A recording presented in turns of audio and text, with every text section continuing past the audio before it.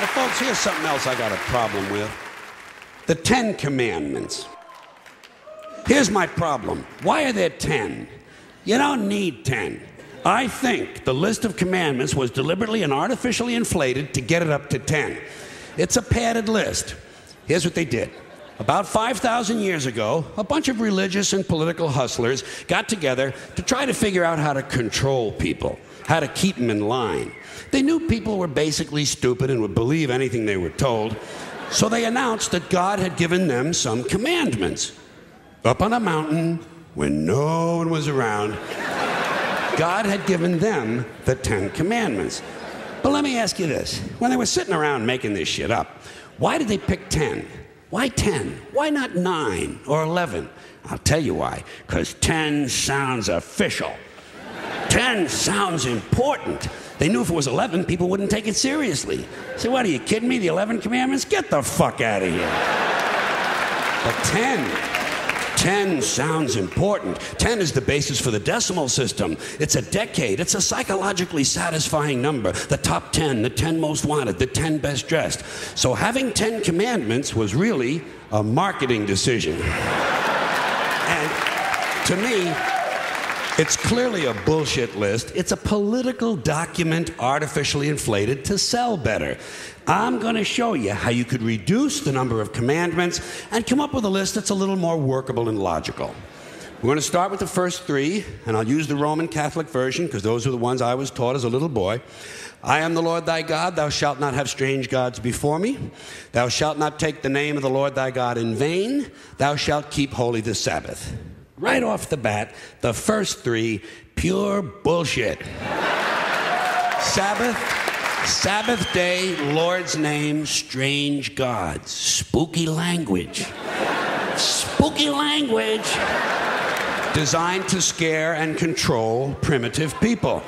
In no way does superstitious nonsense like this apply to the lives of intelligent, civilized humans in the 21st century. You throw out the first 3 commandments, you're down to 7. Next, honor thy father and mother. Obedience, respect for authority. Just another name for controlling people. The truth is, obedience and respect should not be automatic. They should be earned. They should be based on the parent's performance. Parent's performance. All right? Some parents deserve respect. Most of them don't. Period. You're down to 6. Now, in the interest of logic, something religion is very uncomfortable with, we're going to jump around the list a little bit. Thou shalt not steal, thou shalt not bear false witness. Stealing and lying. Well, actually, these 2 both prohibit the same kind of behavior. Dishonesty, stealing, and lying. So you don't need 2 of them. Instead, you combine them and you call it thou shalt not be dishonest. And suddenly, you're down to 5. And as long as we're combining, I have 2 others that belong together. Thou shalt not commit adultery. Thou shalt not covet thy neighbor's wife. Once again, these 2 prohibit the same kind of behavior. In this case, marital infidelity. The difference is coveting takes place in the mind, and I don't think you should outlaw fantasizing about someone else's wife. Otherwise, what's a guy going to think about when he's waxing his carrot? But marital fidelity is a good idea, so we're going to keep the idea and call this one, thou shalt not be unfaithful. And suddenly, we're down to 4. But when you think about it, honesty and fidelity are really part of the same overall value. So in truth, you could combine the 2 honesty commandments with the 2 fidelity commandments and give them simpler language, positive language instead of negative, and call the whole thing, thou shalt always be honest and faithful, and we're down to 3. Thou shalt, they're going away fast. Thou shalt not covet thy neighbor's goods. This one is just plain fucking stupid. Coveting your neighbor's goods is what keeps the economy going. Am I right? Your neighbor gets a vibrator that plays "O Come All Ye Faithful." You want to get one too. Coveting creates jobs. Leave it alone.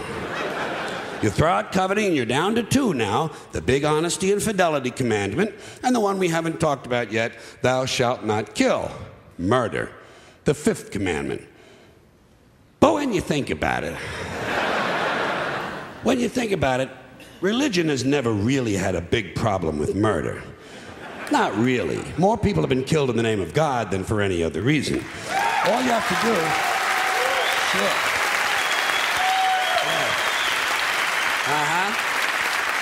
All you have to do is look at Northern Ireland, the Middle East, Kashmir, the Inquisition, the Crusades, and the World Trade Center to see how seriously the religious folks take thou shalt not kill. The more devout they are, the more they see murder as being negotiable.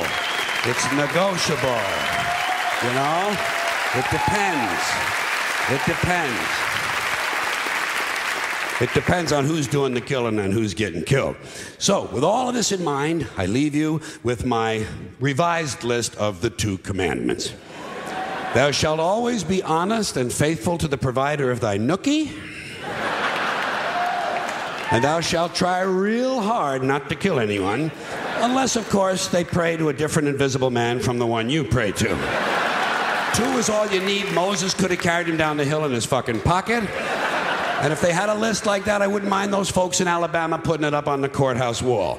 As long as they included one additional commandment, thou shalt keep thy religion to thyself. Thank you. Thank you. Thank you, everybody. Thanks for coming in. I appreciate it. Thank you. Thank you.